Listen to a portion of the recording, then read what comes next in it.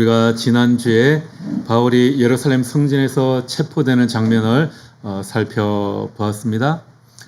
바울은 폭도처럼 몰려든 그 유대 군중들에게 자신의 변호할 기회를 얻어서 히브리 말로 자신의 회심 이야기를 들려주었습니다.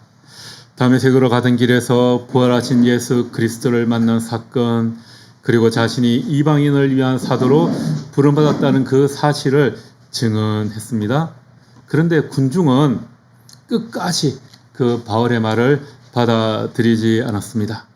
특별히 하나님께서 바울을 이방인의 사도로 보내셨다라는 이 대목에서 유대인들은 분노가 폭발했습니다. 왜냐하면 유대인의 세계관 속에서 이것은 단순한 선교 전략이 아니었기 때문입니다. 유대인들에게 언약 백성이라는 것은 매우 분명한 경계가 있었죠. 하나님께서 이스라엘을 택하셨다라는 것은 우리와 그들은 구별되었다라는 그런 의미였습니다. 그런데 바울이 예수 안에서 예수의 그리스도와 십자가의 부활로 말미암아 이 경계가 무너지고 하나님께서 그 언약의 문을 이방인에게까지 넓혔다라고 선포했기 때문입니다. 이것이 유대인들에게는 신성모독으로 이어졌습니다.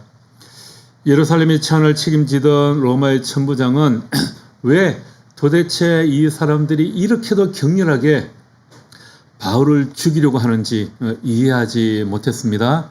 그래서 처음에는 천부장은 바울을 채찍질해서 신문하려고 했죠. 바로 그때 바울은 아니 내가 로마 시민인데 제도 정하지 않고 어떻게 채찍질을 하려고 하느냐, 이런 법은 없다. 그러면서 자신의 그 로마인 시민권을 당당하게 주장했습니다. 자, 오늘 본문은 그 지점에서 시작하고 있습니다. 자, 이쯤 되자 천부장은 바울에게 도대체 무슨 죄가 있는가 정확하게 자세하게 알고 싶었습니다. 천부장은 로마 군인으로 예루살렘의 치안을 책임지는 로마의 군인입니다. 책임지는 최고의 권력자였죠. 하지만 유대 내부의 사안이 이 종교 문제는 사내들인이라고 하는 이 공회가 관리를 했습니다. 그래서 천부장은 즉시 이 사내들인 공회를 소집했습니다.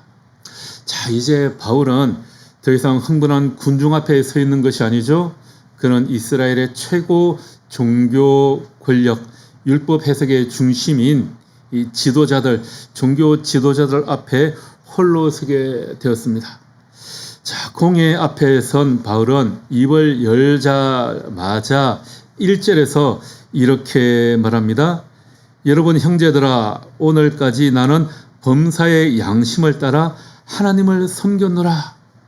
자, 그런데 이 말을 하자마자 대제사장 아나니아가 무엇 때문에 격노했는지 격노해서 즉각적으로 반응을 하죠. 아니, 바울이 도대체 무슨 죽을 죄를 지었길래 재판이 시작되자마자 바울이 한마디 하자마자 그의 입을 치라, 그렇게 명합니다. 겉으로 보면 바울은 평범하게 자기를 변호하는 그런 말을 시작하는 것처럼 들리죠. 하지만 이 짧은 한마디는 그곳에 모인 모든 공회원들의 마음을 찌르는 가시가 되었습니다. 바울은 먼저 그들 향해서 형제들아 이렇게 부르고 있습니다. 이걸 그대로 직역하면 형제된 남자들이여 정도가 됩니다. 사내들인 이 공회는 유대 사회의 최고의 종교 법정이었습니다. 어떻게 보면 피고가 지금 그들 앞에 나가 있는 거죠. 근데 피고가 재판관들에게 형제들아, 그들의 권위를 높여주지 않고 그렇게 부르고 있는 겁니다. 이 형제라는 말은 동등한 위치에 있는 사람들에게 사용되는 호칭이었다고 합니다. 아마도 바울은 유대인으로서의 자기의 정체성을 강조하기 위해서 이렇게 형제들아라고 불렀을 것으로 보입니다. 내가 지금 이방인들에게 복음을 전하고 있지만 나도 정체성은 똑같은 여전한 유대인이다. 나와 너희는 같은 동족이다. 이런 마음으로 형제들아라고 불렀을 것으로 보입니다. 하지만 듣는 사람 입장에서는 기분 나쁘게 들렸습니다. 당시에 대제사장에게는 존귀한 나의 대제사장이여 이런 식으로 불렀다고 그래요. My Lord, High Priest 이런 식으로 존칭을 사용해야 했습니다. 그런데 바울은 지금 그 사내들인 공회 전체를 그리고 의장인 아나니아까지 포함해서 형제들아 이렇게 부르고 있는 겁니다. 그러니까 듣는 사람 입장에서는 일단 기분이 상했겠죠. 제가 목사가 된 이후로 교회에서만 지내니까 늘 듣는 말이 뭡니까? 목사죠, 호칭이. 그냥 목사도 아니고 늘 목사님, 목사님 이렇게 존칭으로 불러줍니다. 그런데 제가 백수로 지낼 때 이제 막일, 노가다를 나가면 제 호칭이 어떻게 바뀌겠습니까? 그 순간 바로 아저씨, 어디 임씨. 네, 그래도 제가 좀 우리 아는 교회 집사님하고 일을 같이 나갔으니까 형님 이렇게 불렀어요. 그런 호칭들이 처음에는 얼마나 어색하든지요. 그게 제 현실인데도 그렇게 들으면 어색합니다. 바울이 형제라고 부른 것은 바울에게는 같은 민족임을 강조하는 그런 고백 같은 그런 호칭이었을 겁니다. 그런데 듣는 대제사장 아나니아의 입장에서는 그게 그렇게 기분 나쁘게 들렸을 것으로 보입니다. 자, 그런데 이것만이 문제가 아니었죠. 이어서 바울은 더 결정적인 말을 합니다. 천부장이 공회를 그날 밤에 그렇게 급히 소집한 이유가 무엇입니까? 바울이 무슨 죄를 지었는가 알아보기 위해서입니다. 그런데 바울은 뭐라고 말합니까? 나는 오늘 이날까지 살아오면서 하나님 앞에서 오로지 바른 양심을 가지고 살아왔습니다. 이렇게 말하고 있는 거죠. 아니, 공회를 연 이유가 바울이 과연 어떤 죄를 지었는가 이것을 알아보기 위한 것인데 바울은 자, 하나님 앞에서 누가 진실한가 한번 보자 이렇게 묻고 있는 거죠. 여기에서 말하는 이 양심은 우리가 오늘날 말하는 그런 막연한 도덕 감각 이런 것이 아닙니다. 유대적인 관점에서의 이 양심은 하나님의 율법 앞에서 자신을 성찰하는 내적인 법정인 것이죠. 즉 바울은 이렇게 선언하고 있는 겁니다. 하나님께서 내 중심을 살피실 때 적어도 나는 고의적으로 하나님의 말씀을 거스르며 살아온 사람이 아닙니다. 그렇게 하나님도 평가하실 것입니다. 이렇게 이야기하고 있는 거죠. 그런데 이 말에 대제사장 아나니아가 마음에 거슬렸습니다. 공회가 바라보는 바울은 지금 어떤 사람입니까? 공회의 입장에서는 그런 배교자요, 율법을 무너뜨린 사람이었습니다. 성전을 더럽힌 사람이었습니다. 위험한 이단의 지도자로 여겨졌습니다. 그런데 바울이 지금 그 공회 앞에서 담대하게 말합니다. 내 양심은 하나님 앞에서 그리킬 것이 없다. 이 말에 대제사장 아나니아가 요즘 말로 하면 말 그대로 마음이 긁혔습니다. 자신의 위선이 폭로된 것이죠. 그것을 도저히 견딜 수가 없었던 것입니다. 당시 대제사장 아나니아는 역사적으로도 폭력적이고 탐욕적인 인물로 알려져 있습니다. 그는 권력 남용과 부패로 악명이 높은 그런 대제사장이었다고 그래요. 여러분, 구약의 전통에 따르면 대제사장은 어떻습니까? 원래 레위 가문의 아론의 직계 자손이 세습을 하는 직책이었습니다. 그런데 시간이 지나면서 세월이 흐르고 종교와 정치 권력이 결합했고 또 이때 로마 식민지 시절이 되어서는 로마 총독이나 유대를 다스리던 그 분봉왕이 대제사장을 임명하게 되었습니다. 이 아나니아라는 사람은 부유했고 뇌물과 정치력으로 영향력을 키운 인물로 알려져 있습니다. 그래서 그 당시에 유대 땅의 왕이었던 헤롯 왕 가문이 선택한 사람이었다고 합니다. 사도행전 12장에 보면 야고보를 죽인 헤롯 왕이 나오죠. 그 헤롯 왕의 동생인 헤롯 칼키스에 의해서 임명되었다라고 그래요. 그리고 이 아나니아는 훗날 얼마 지나지 않아서 유대 열심당원에 의해서 살해당했다고 합니다. 자, 그런 인물이니까 바울이 선한 양심에 대해서 이야기하니까 그 말이 곱게 들리지가 않는 겁니다. 이 양심 없는 권력자 앞에서 바울은 하나님의 거울을 들이민 것이죠. 아나니아는 그 거울을 견디지 못했습니다. 바로 그 말에 긁혀서 바울은 바울의 말에 반박하는 대신에 폭력을 선택하는 것이죠. 그 입을 치라. 저놈의 입을 당장 닥치게 해라. 이런 말이죠. 말하지 못하게 만드는 겁니다. 오늘날도 그렇지 않습니까? 누군가가 진실한 말을 할 때 불편한 사람들이 있습니다. 그러면 논리로 반박하기보다 낙인을 찍고 말을 못하게 하죠. 여론 재판을 하고 군중을 동원하기도 합니다. 그러나 바울은 흔들리지 않고 계속해서 이렇게 외칩니다. 3절에 회칠한다며 하나님이 너를 치시리로다. 겉으로 깨끗해 보이지만 이 속은 썩어 있는 이 위선자야. 의로움을 가장하지만 실제로는 불의를 행하는 권력을 향해 하나님의 심판이 있을 것이다. 그렇게 선언하고 있는 것입니다. 우리도 그렇지 않습니까? 끊임없이 사람들의 시선과 사람들의 판단이라는 그런 법정에서 우리가 살아가는 것 같습니다. 때때로 우리도 그렇죠. 사람들의 그 말 한마디에 우리가 긁히기도 하고 마음이 무너지기도 합니다.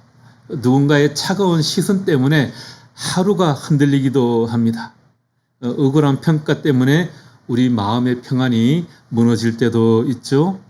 때로는 우리가 사람의 평가 한마디에 밤잠을 이루지도 못하고요. 억울함과 비참함에 가슴이 무너져 내릴 때도 있습니다. 우리는 늘 그렇습니다. 타인의 인정에 목말라 하고 사람들의 시선에 따라서 때로는 행복하기도 하고 때로는 불행을 오가는 것이 우리의 연약한 마음이고 우리의 현실입니다.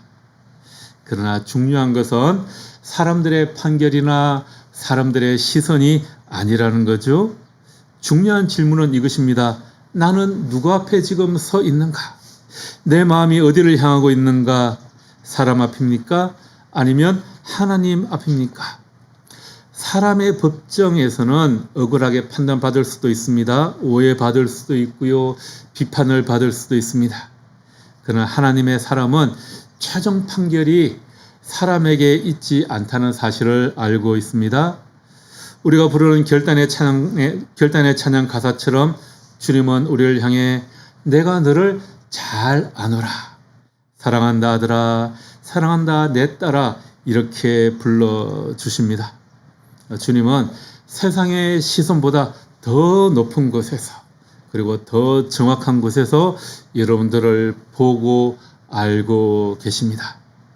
바울은 그 사실을 알기 때문에 공회 앞에서도 그렇게 당당할 수 있었던 것입니다.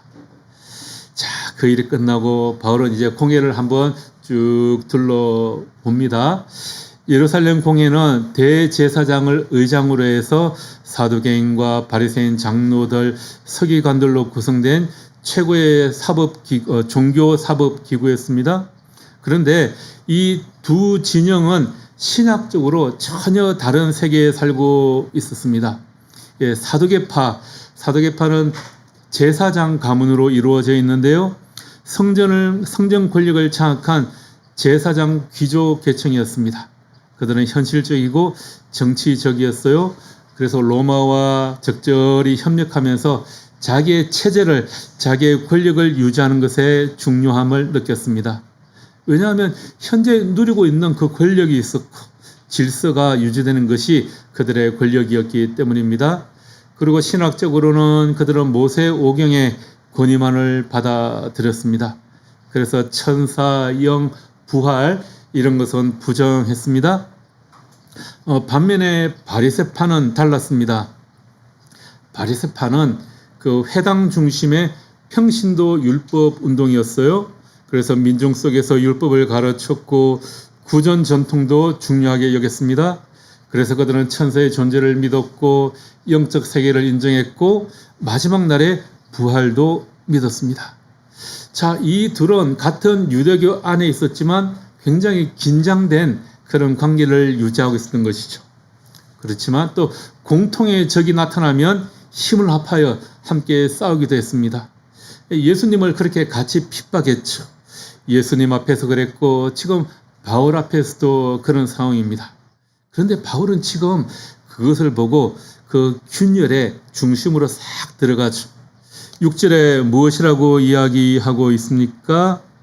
외쳐 이르되 여러분 형제들아 나는 바리새인이요 또 바리새인의 아들이라 죽은 자의 소망 곧 부활로 말미암아 내가 심판을 받노라.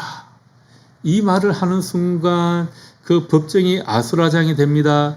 7절에서는 그 말을 하니까 바리새인과 사두개인 사이에서 다툼이 생겨 무리가 나눠졌다고 하고요. 또 9절에서는 바리새파 서기관들 중에 일부가 일어나서 바울을 열렬히 변호하기 시작합니다. 어제의 적이 오늘의 동지가 되고 또 동지가 적이 되어서 서로 삿대질하며 싸우는 그런 웃지 못할 풍경이 지금 그 안에서 벌어지고 있습니다. 바리새파 입장에서는 바울의 말이 자기들의 그 부활 사상 신학과 맞으니까 또 동조하면서 바울의 편을 들어주고 있습니다. 바울이 공회의 이런 신학적인 차이를 알고 전략적으로 이 부활에 대해서 이야기를 했을까? 뭐 그랬을 수도 있고 아닐 수도 있겠죠. 그렇다고 해서 뭐 분열을 내가 만들어내야지 하는 그런 정치적인 술수를 가지고 일부러 또 말했을 것 같지는 않습니다. 중요한 것은 자신이 전하는 이 복음의 핵심이 바로 부활이라는 것이었습니다. 예, 부활. 예수님이 정말 죽음을 이기고 다시 살아났는가 하는 것이죠. 기독교를 기독교 되게 하는 것은 윤리가 아닙니다. 만약 누군가가 여러분들에게 기독교가 다른 종교와 무엇이 다릅니까? 라고 묻는다면 뭐라고 답을 하시겠습니까? 우리는 정말 착하게 살아요. 우리는 예수를 믿어요. 우리는 사랑을 실천해요. 우리는 남을 잘 돕고 정직하게 살고 있어요. 예, 물론 틀린 것은 아니지만 이런 답만을 해서는 안 됩니다. 이것만으로는 우리 기독교를 설명할 수 없기 때문입니다. 여러분, 다른 모든 종교들도 다 착하게 살라고 합니다. 정직을 가르치고 효를 가르칩니다. 심지어 신앙이 없는 사람, 종교가 없는 사람들이 더 선하고 정의롭게 살 수도 있습니다. 만약 우리 기독교가 그저 도덕적으로 바르게 살다가 좋은 곳에 가는 종교에 불과하다면 굳이 예수님께서 이 땅에 오셔서 그 십자가에서 처절하게 피를 흘리실 이유가 없었다라는 겁니다. 그렇다면 기독교가 다른 가르침과 본질적으로 다른 단 하나의 가르침은 무엇이겠습니까? 그것은 오늘 본문에서 바울이 외친 그 말입니다. 자, 6절 말씀. 자, 형제들아부터 우리 같이 읽어볼까요? 형제들아, 나는 바리새인이요 또 바리새인의 아들이라 죽은 자의 소망 곧 부활로 말미암아 내가 신문을 받노라. 나는 지금 죽은 사람이 부활할 것이라는 그 소망 때문에 재판을 받고 있다라고 말하고 있는 겁니다. 바울은 윤리를 말하지 않습니다. 자기의 종교적 열심을 자랑하지도 않습니다. 여러분, 종교적인 열심으로 따지자면 바울만큼 그렇게 열심 있는 사람이 어디 있겠습니까? 그 종교적인 열심이 바울로 하여금 예수를 박해하는 자리로 데리고 갔습니다. 열심이 전부가 아니라는 것을 바울은 누구보다 잘 알고 있습니다. 바울이 부활하신 주님을 만난 이후로 평생 목숨 걸고 전한 단 한 가지의 메시지는 무엇이었습니까? 예수님께서 죽으셨다가 사흘 만에 정말로 부활하셨다라는 것입니다. 바울이 고린도 교회에 편지를 쓰면서 이렇게까지 말하지 않았습니까? 고린도전서 15장 14절에 보면 그리스도께서 만일 다시 살아나지 못하셨으면 우리가 전하는 것도 헛것이요 또 너희 믿음도 헛것이며. 여러분, 한번 생각해 보십시오. 만약 예수님이 십자가에서 죽으시고 그것으로 끝이었다면 그분은 그냥 안타깝게 죽은 착하고 정의로운 한 사람일 뿐입니다. 우리에게 감동은 줄 수 있어도 우리를 구원할 수는 없는 거죠. 그런데 그분이 죽음에서 다시 살아나셨다면 이야기가 달라지는 겁니다. 그 죽음은 패배가 아니라 죄와 죽음을 깨뜨린 승리가 되는 것입니다. 그래서 바울은 그 모든 것을 내려놓고 오직 이것만을 붙들고 있는 것입니다. 나는 부활 때문에 지금 여기에 서 있다. 지금 바울은 공의 앞에 제수처럼 서 있습니다. 쇠사슬에 묶여 있습니다. 죽을 수도 있습니다. 그런데도 그는 다른 모든 것 말고 오직 부활을 말하고 있습니다. 왜 그럴까요? 죽음이 우리를 두렵게 하는 이유는 단 하나입니다. 그것이 끝이라고 우리가 생각하기 때문입니다. 모든 것이 거기서 멈춘다고 생각하기 때문이죠. 그래서 우리는 죽음뿐만이 아니라 죽음을 닮은 모든 것들에 대해서 두려워합니다.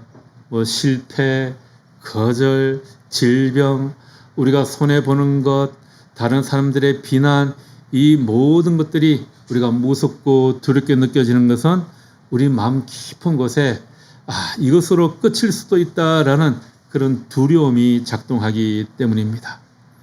그러나 예수님의 부활은 그 죽음의 성격 자체를 바꾸어 놓았습니다. 예수님이 무덤에서 다시 살아나셨다라는 것은 죽음이 더 이상 인생의 마지막이 아니다라는 것을 의미합니다. 끝이 아니라 통로가 되었습니다.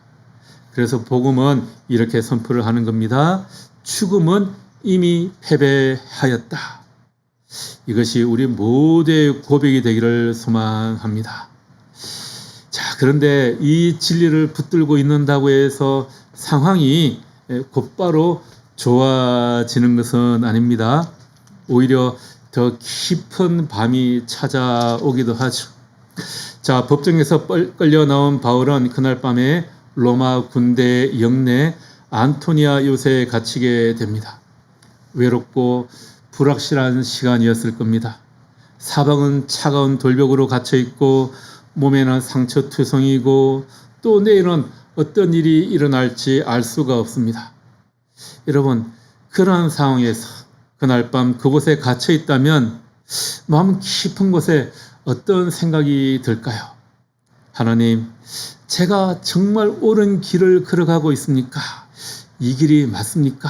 이런 생각이 들지 않을까요? 한두 번이라면 이해할 수 있죠. 그런데 바울의 길을 보십시오. 한두 번도 아니고 몇 번이나 지금 죽을 고비를 넘기고 있습니까? 저도 늘 그런 생각이 듭니다. 제가 무엇인가를 선택할 때는 이게 하나님의 뜻이었겠지 하고 생각하고 후회는 없어요. 그런데 그 길을 걸어가다 보면 이 길이 맞나? 이 길이 정말 내가 하나님의 뜻을 따르는 길인가? 하나님 맞습니까? 수없이 되뇌이게 되죠. 왜냐하면 내일이 너무나도 불투명할 때가 많이 있기 때문입니다. 그런데 바로 그날 밤 주님께서 바울에게 찾아오셨습니다. 우리 11절 말씀, 이 말씀을 함께 읽어볼까요? 그날 밤에 주께서 바울 곁에 서서 이르시되 담대하라.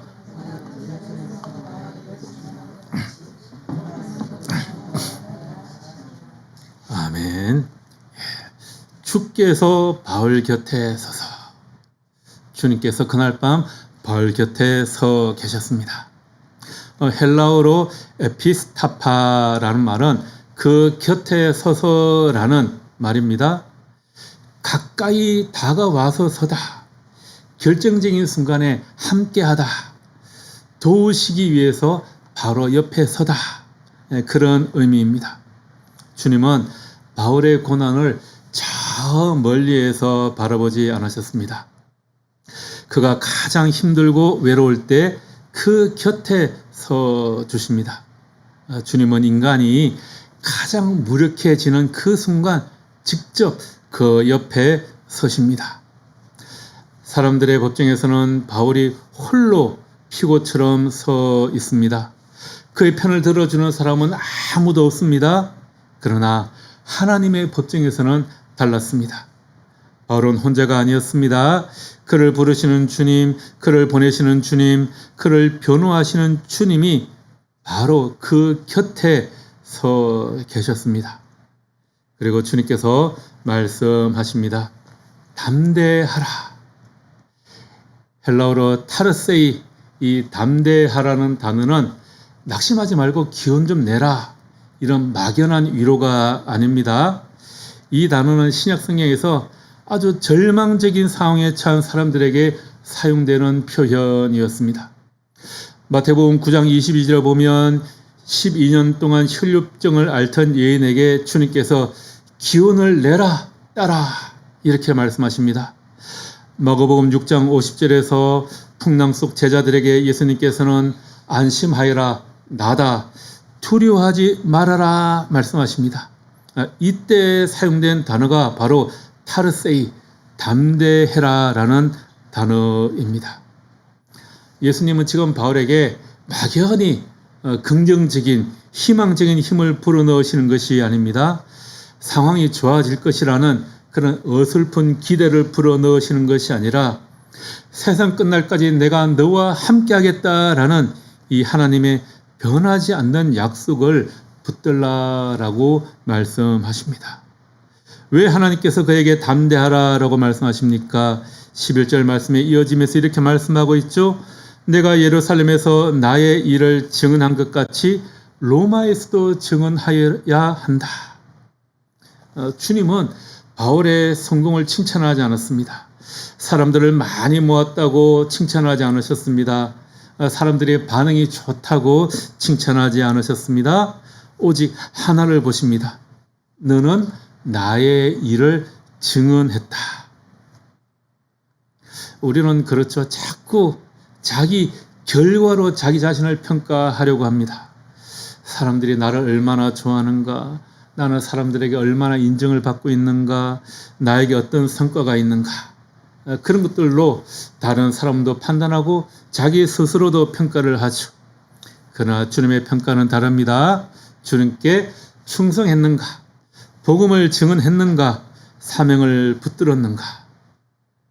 감옥도 핍박도 죽음의 위협도 바울이 전하는 이 복음의 방향을 바꾸지 못했습니다. 우리 삶을 흔드는 일들이 우리에게도 흔히 생길 수 있습니다. 모든 것이 다 무너지는 것 같은 그런 밤이 올 때도 있죠. 내일이 어떻게 될지 전혀 알 수 없는 시간들이 올 때도 있습니다.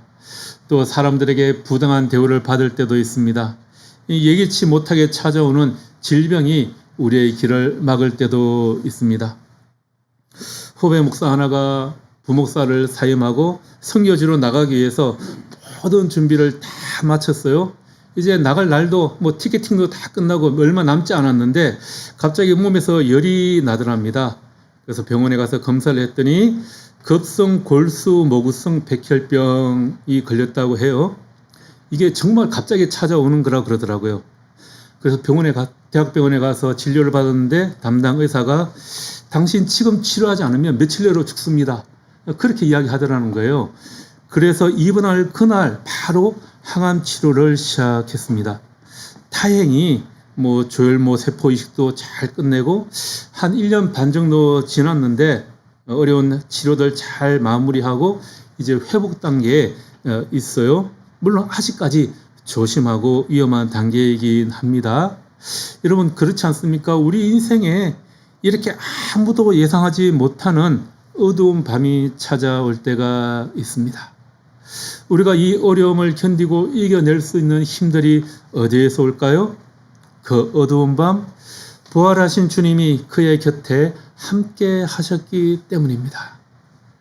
그 모든 흔들림 가운데에서도 주님은 그 밤에 바울 곁에 그리고 우리 곁에도 함께 서 계십니다. 그리고 말씀하십니다. 담대하라. 용기를 내라. 계속 힘을 내라.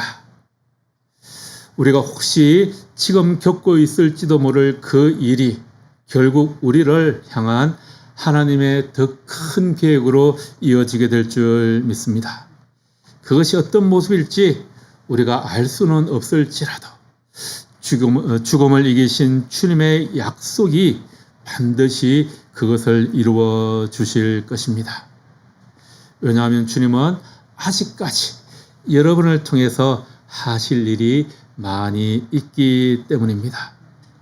부활의 주님께서 여러분 곁에 서 계심을 경험하실 수 있는 이번 한 주간이 되기를 주님의 이름으로 축복하며 기도합니다.